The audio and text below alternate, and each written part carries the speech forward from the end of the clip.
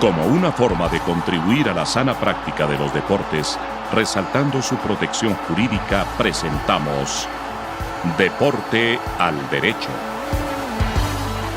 Dirige Andrés Charria. Una presentación de La Voz del Derecho.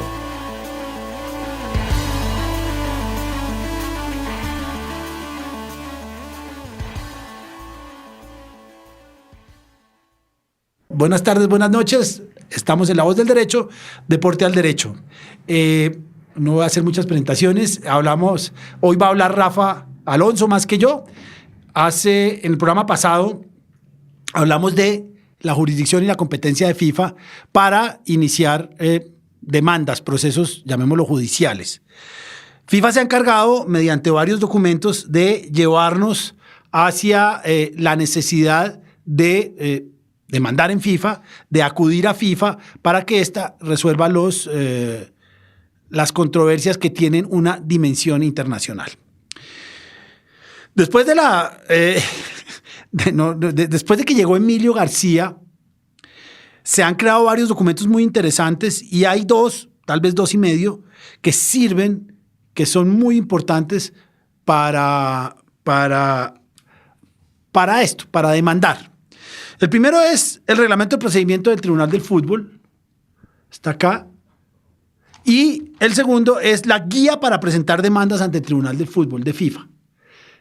Estos dos documentos, digamos que va a ser lo que se va a hablar hoy sobre cómo ir a FIFA, cómo demandar, cómo acudir a FIFA, que es muy fácil, me parece a mí, y que funciona bien y al final, como lo dijimos en el programa pasado, los equipos se asustan muchísimo cuando llega una notificación de FIFA.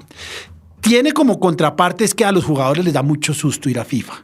Todavía, al menos en Colombia, está el mito de que si yo demando, me borran, me vetan, no puedo conseguir. Eso no es cierto, pero los clubes utilizan esa arma y dicen es que si usted demanda a FIFA, acá no lo va a contratar nadie, además usted no puede y nosotros clubes tenemos unos abogados de FIFA que nos van a defender.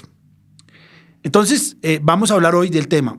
La primera pregunta que le hice a Rafa, terminando el programa pasado, es, yo tengo la respuesta, pero quiero que Rafa la abra y quiero saludar a Rafa. Rafa, buenos días. ¿Se puede acudir a FIFA sin ser abogado? Muy buenas. Pues efectivamente, esa fue la pregunta que dejamos en el aire en el final del programa de primera parte de este tema, que hablamos de la jurisdicción y competencia, y hoy vamos con las reglas ya puramente procesales, y hoy toca responder a esa pregunta. Y la pregunta es que no existe un monopolio a favor de la profesión de abogado para ser representante de una parte ante FIFA. Por lo tanto, cualquier persona con capacidad de obrar, con arreglo a su legislación nacional, podrá ser representante de una de las partes ante FIFA. Que esto está relacionado con quién puede ser parte. Recordarán quienes viesen el programa anterior que hablábamos de las competencias de la Cámara de Resolución de Disputas, la Comisión del Estatuto del Jugador, donde iban todos los casos en los que no había jugadores involucrados, curiosamente, cuando involucraban a entrenadores, a seleccionadores, a clubes entre sí, y la Cámara de Agentes, que, por ser la más reciente, era la que claramente se refería a aquellos asuntos en los que estaba involucrado un agente. Entonces, efectivamente, haciendo una recopilación de todo ese tipo de casos, quienes pueden ser parte son las federaciones miembro, porque pueden a su vez ser objeto de reclamación por un seleccionador, por ejemplo, los clubes, que pueden ser o bien sujetos activos de reclamaciones frente a otros clubes, pongamos por ejemplo el caso del impago de una transferencia, como el caso que veíamos de Nantes y Cardiff por Emiliano Sala, o casos en los que el club reclama al jugador una indemnización por haber resuelto su contrato y considerar el club que ha sido sin justa causa. Luego, obviamente, pueden ser los jugadores, cuando tienen reclamaciones contra sus clubes. Los técnicos, que es esa novedad que tenemos con la actual reglamentación del Tribunal del Fútbol. Los técnicos pueden ir a reclamar frente a sus clubes. y los agentes, obviamente. Tanto los agentes de fútbol, los que entendemos como agentes de jugadores de toda la vida, como esa otra figura más residual, pero que también está contemplada en el reglamento, que es la de los agentes organizadores de partidos, que también podrían ir a reclamar ante la Cámara de Agentes, pues, por ejemplo, el impago de sus honorarios por concertar un partido de clubes, de selecciones, etcétera, etcétera.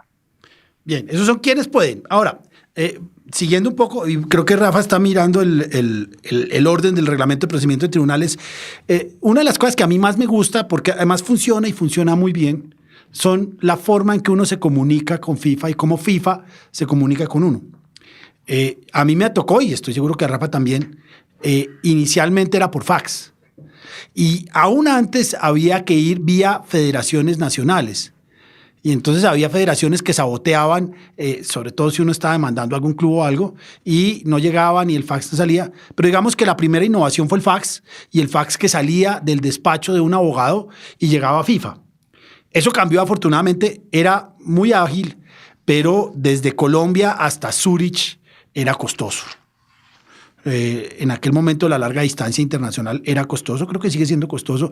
Lo que pasa es que ya con la tecnología no la necesitamos, pero ahora es vía correo electrónico. Pero hay que hacer una serie de medidas, de actuaciones previas para poder comunicarse. Rafa.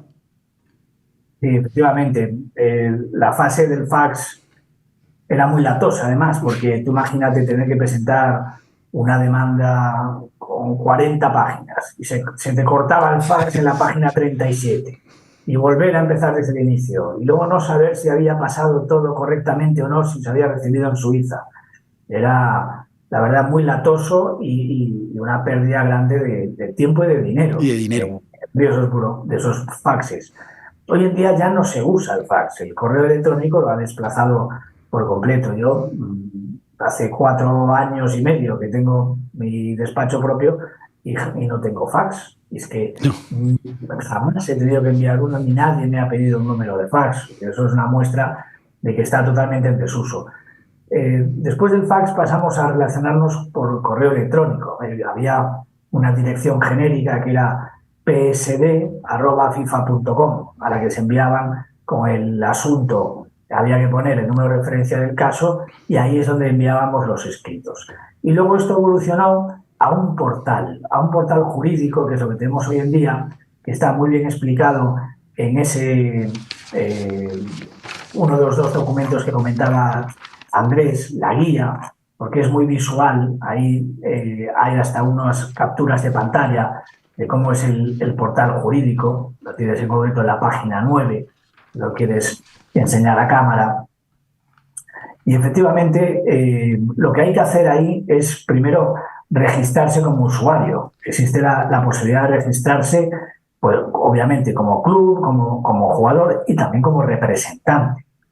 Y en el momento que uno ya tiene su acceso como usuario, con su usuario y contraseña, pues cuando accede al portal jurídico le aparece todos los asuntos que tiene en trámite. Así que es cuestión de elegir el asunto en que, por ejemplo, se quiere presentar algo o se ha recibido una notificación que se desea descargar o ya se ha recibido días antes y se quiere presentar la contestación porque va a terminar el plazo, y entonces accedemos ahí para presentar.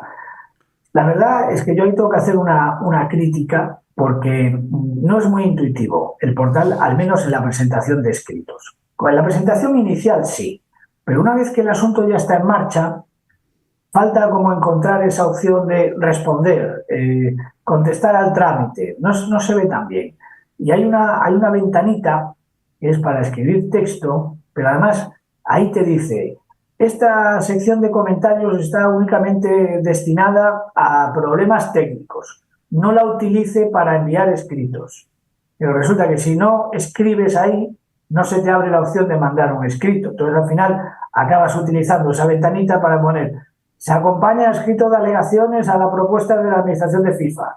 Y entonces ya te permite cargar un documento y ahí sí se actualiza y ya aparece en la pestaña de la izquierda, que te aparece documentos de FIFA, documentos del demandante, documentos del demandado. Y entonces ahí se actualiza y aparece un número más, como que se ha cargado un documento. Pero ahí deberían darle, sinceramente, una vuelta porque es un poco intuitivo. Es poco intuitivo. Y Es mientras contraintuitivo, peor. ¿Verdad? Sí. Mientras no estás acostumbrado, a veces cuesta decir, pero ¿dónde está la opción de cargar un escrito que no es iniciador, que es continuador del procedimiento? En eso, el e-filing del TAS es mucho más práctico. Yo lo manejo bastante bien. Tuve un problema bastante desafortunado que se me venció un término, pero fue básicamente por problema tecnológico. Pero el del TAS funciona muy bien. Pero bien, sigamos. Entonces, luego hay otra cosa a tener en cuenta con el portal jurídico, que es que funciona muy bien porque cada vez que hay una notificación, tú recibes un correo electrónico avisándote de que ha habido una notificación en ese procedimiento. Que además, curiosamente, yo lo recibo por triplicado, quintuplicado. Cada vez que hay una, yo no recibo un correo, recibo 3 o 5, una barbaridad. Pero mejor. Mejor, no pasa desapercibido. Pero muchas veces me lleva a pensar, pues serán varias notificaciones, luego entras y solo ves una. Es un poco raro. Pero lo que quería decir es que ese aviso es de mera cortesía. De hecho, el reglamento te dice que tienes que entrar cada cierto tiempo a mirar si hay una notificación, porque si no entras y lleva tiempo esperando la notificación, se te tiene por realizado.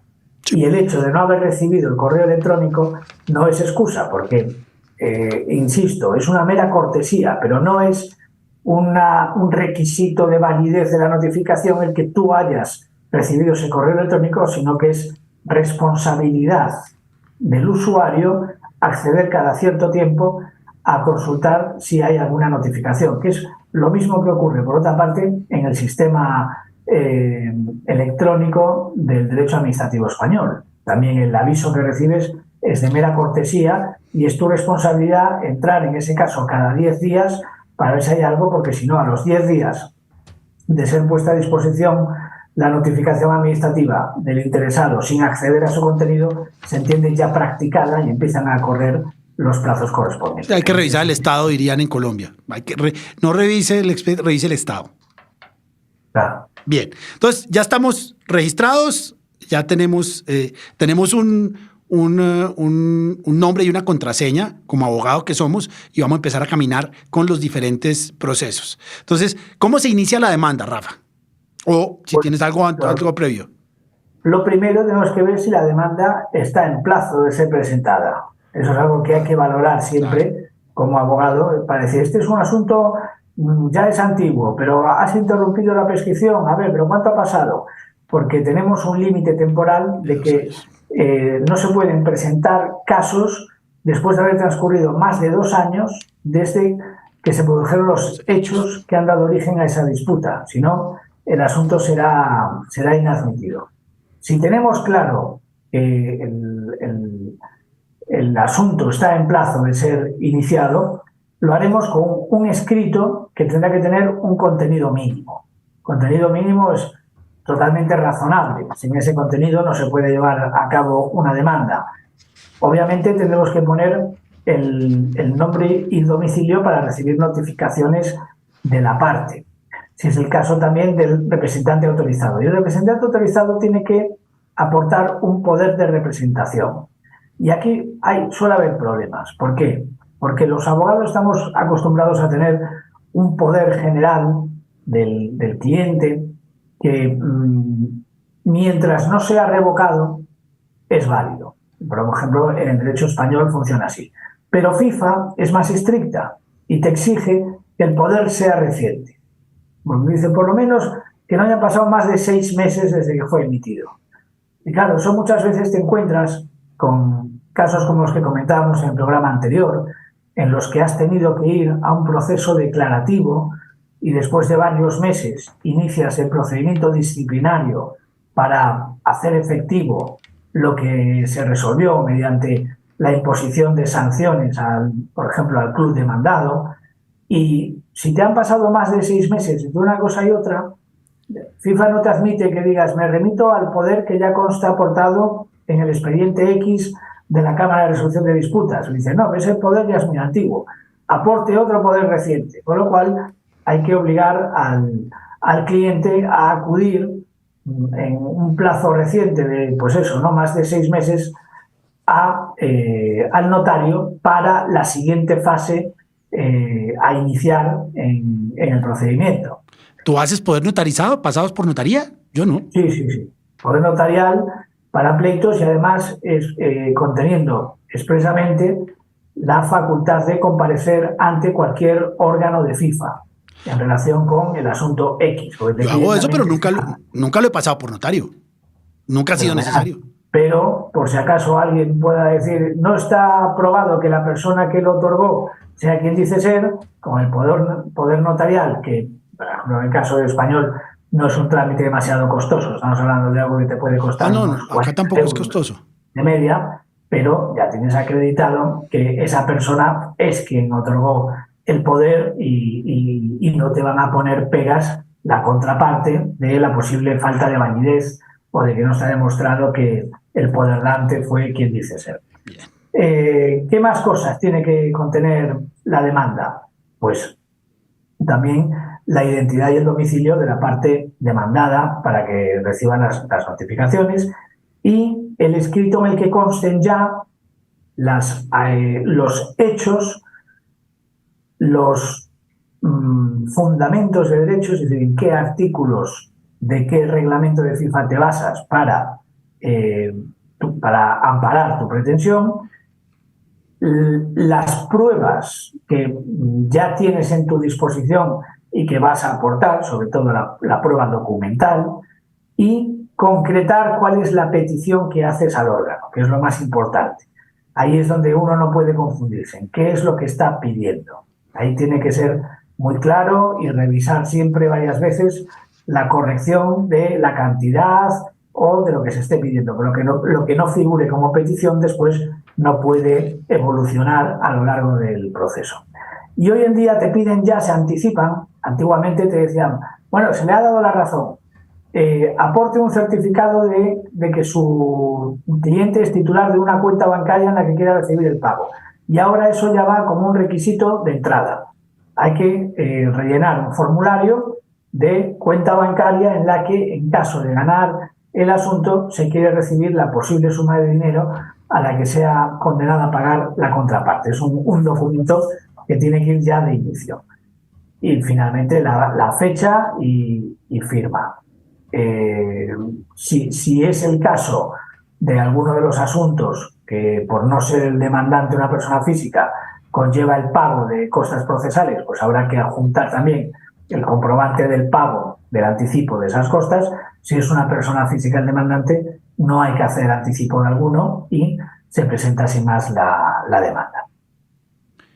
Bien, seguimos. Ya está, tengo la cuenta, hago la demanda y viene el tema de los términos, que antes era terriblemente laxo para los equipos y no muy estricto, pero de todos modos para los jugadores era un poco más estricto. Pero el tema de los términos a mí me gusta.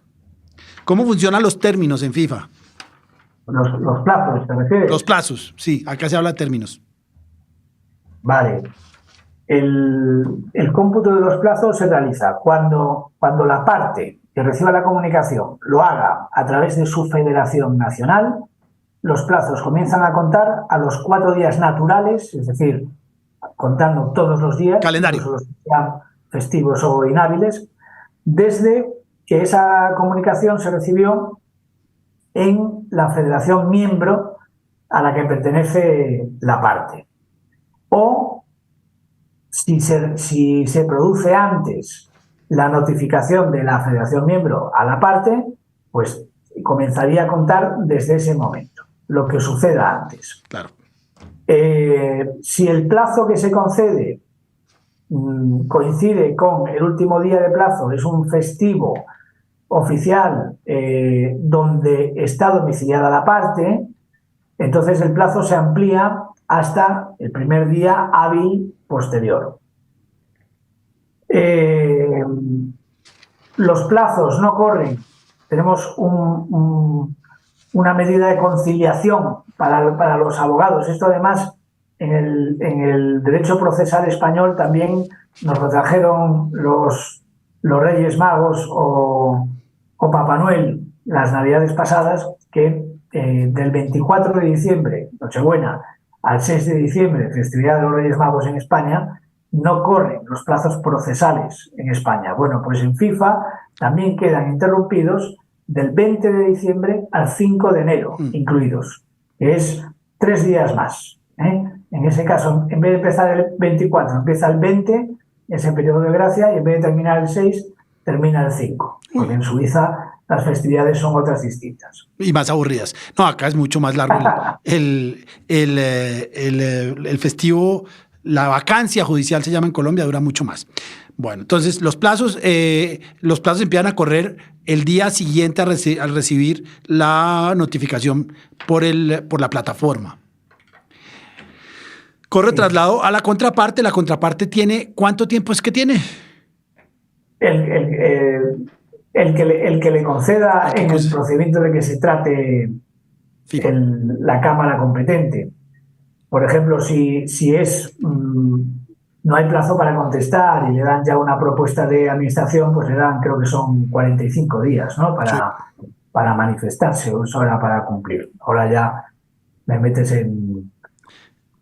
Te hago preguntas difíciles. Bien, no importa. Entonces, la contraparte responde. La contraparte responde. Normalmente la contraparte dice que el demandante no tiene ningún mérito jurídico para reclamar y todo eso. Pero una vez demandante y demandado cruzan sus escritos, ¿qué sigue? ¿O cómo es? ¿Hay testigos? O básicamente, una de las frases que siempre tiene FIFA y que a mí me ha gustado mucho es quien alega prueba. Pero ¿cuáles serían las pruebas normalmente en estos procesos de FIFA? Vale.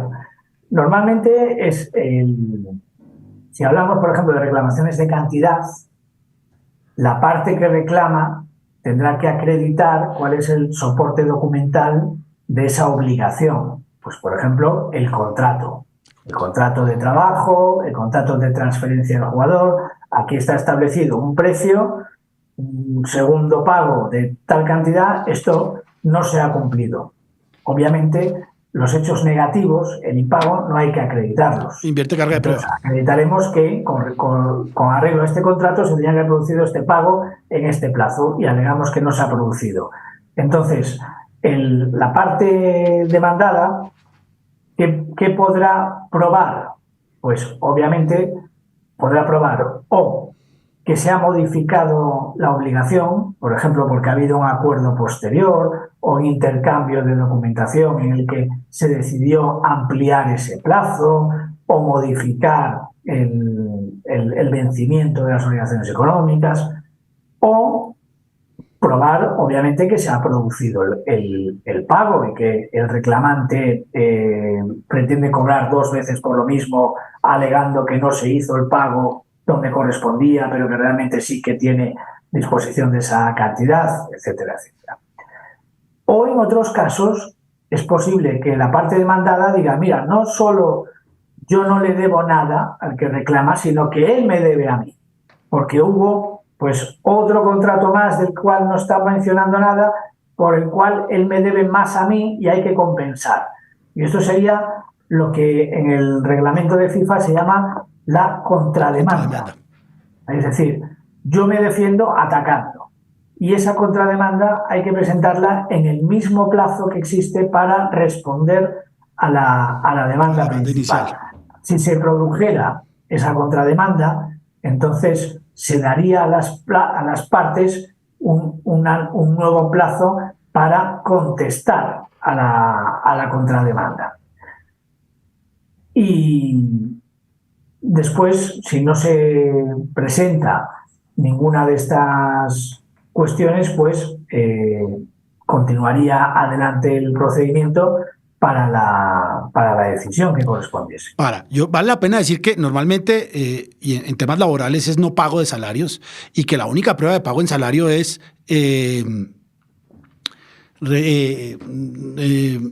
consignación en cuenta o algún cheque, pero básicamente es consignación en cuenta y es muy difícil que exista otro medio de prueba. Yo tuve hace mucho tiempo un club muy creativo que indicó que había pagado en efectivo en la mano de los jugadores y lograron conseguir unas declaraciones notarizadas diciendo que ellos habían visto que le habían pagado a los jugadores, a unos jugadores argentinos. Obviamente FIFA dijo, no, esta no es prueba, la prueba es básicamente consignación en cuenta o giro o inclusive un cheque, obviamente con un recibido, pero no es muy difícil. Entonces, se cruzan los demanda, respuesta de contestación de demanda o demanda contra demanda y las contestaciones, y alguna vez le dice a algún jugador o un club, es que yo quiero algunos testigos. En general, yo no conozco ningún caso, ni siquiera Rodríguez y Bueno, que tuvo algunos vericuetos donde uno pueda presentar testigos. ¿Tú conoces alguno? No, normalmente son pruebas. Han sido documentales. No se ha planteado. Son pruebas documentales. ¿Hay algún? Incumbiría a la parte el llevar a los testigos a Suiza, acudir con tu propio abogado. Traductor. Es decir, dispararía los costes totalmente. Bien, entonces se cierra. Lo que sí existe, Andrés, es la posibilidad de que después de presentar demanda y contestación, la Secretaría General de FIFA considere que le tienen que ilustrar más sobre algunos hechos y, por lo tanto, que se conceda un segundo periodo de intercambio de alegaciones. Eso sí que es posible. Eso es posible. Una vez se hace eso, se cierra el debate probatorio y FIFA falla. El fallo, a mí realmente los fallos de FIFA me gustan. Tengo que decir lo que son un 75% es cortar y pegar. En eso, pero normalmente es así. Es decir, temas de jurisdicción, de competencia, de plazos, es cortar y pegar. Y es importante ver los merits o los méritos o yo digo las consideraciones de derecho. Siempre lo he manejado así. Y allí es donde está pues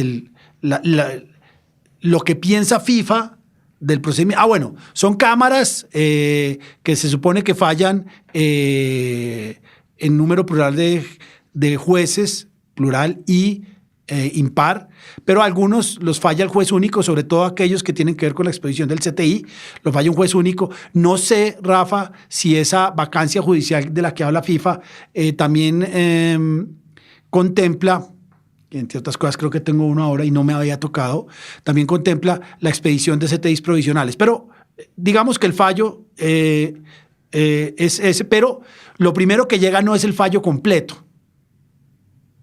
Exacto. A mí, por ejemplo, eso no me gusta nada, porque no. Yo soy un poco masoquista y yo cada vez que recibo una sentencia, a mí me gusta sentarme, concentrarme y empezar a leer como si fuera una novela. Claro. Y hacer lo que no hacen el 99% de nuestros colegas, que es ir directamente al fallo, ver lo que ha sido y después pues regocijarse o indignarse o putear por los razonamientos que van llevando a ese fallo final. Yo no, yo prefiero sufrir, ir leyendo, parece que ganamos, que parece que perdemos, y llevarme la sorpresa al final. ¿No lees primero el resuelve? No puede ser.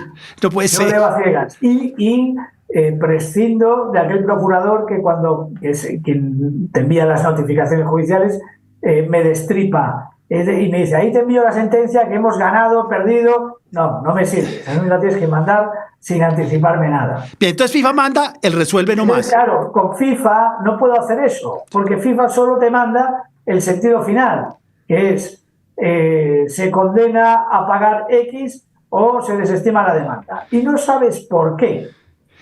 Si quieres saberlo, tienes que pedir los fundamentos de la decisión. Y entonces, solo a partir de que recibas los fundamentos de la decisión es cuando se te abre el plazo para, en su caso, apelar. Tienes, de hecho, 10 días naturales para pedir los fundamentos. Sí. Si no lo haces, ya se entiende que la decisión es firme. Pero si perdiste y vas a apelar, porque si ganaste y pides los fundamentos, tienes que pagar unas costas anticipadas. Porque estás dando la lata. Estás jodiendo. ¿Qué más te da si has ganado? ¿No? Listo. ¿Para qué quieres saber por qué se ha llegado hasta ahí? Bueno.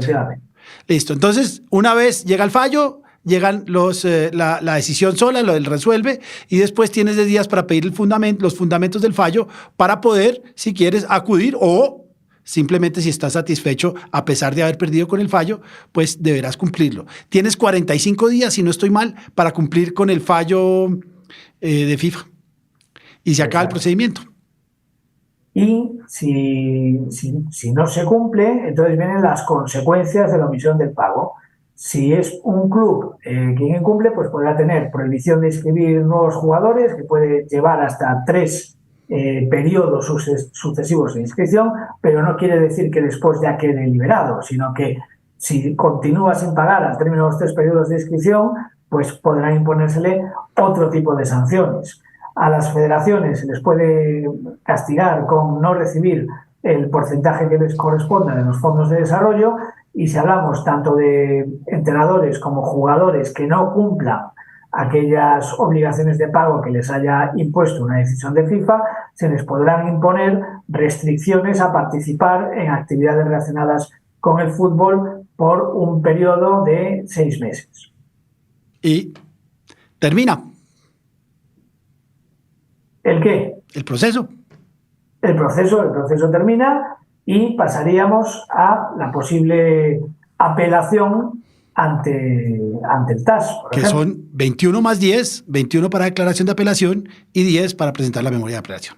Y luego un tema que no hemos tocado, que todo este procedimiento, toda nuestra audiencia la puede llevar a cabo sin necesidad de traducir a ningún idioma. No, le doy por hecho que nuestra audiencia domina el español, y el español, al igual que el inglés y el francés, son idiomas oficiales en FIFA, y por lo tanto, aunque tú recibas generalmente las notificaciones en inglés, tú puedes contestarlas presentando tus escritos en español, que es uno de los idiomas oficiales, y no necesitas emplear el mismo idioma que esté empleando la Secretaría General o la Cámara al mandarte las notificaciones. Que entre otras cosas FIFA está invadida por españoles gracias a Emilio. Bueno, Rafa, creo que nos queda un programa que Santiago iba a venir hoy, pero tiene un problema logístico. Hoy tiene un matrimonio y tiene que conseguir un smoking y no lo ha podido conseguir. Pero nos vemos la próxima semana para hablar de otro tema de derecho deportivo. Rafa, experto en procesal FIFA, muchísimas gracias y nos veremos en 8 días. Un placer y hasta la próxima. Un abrazo.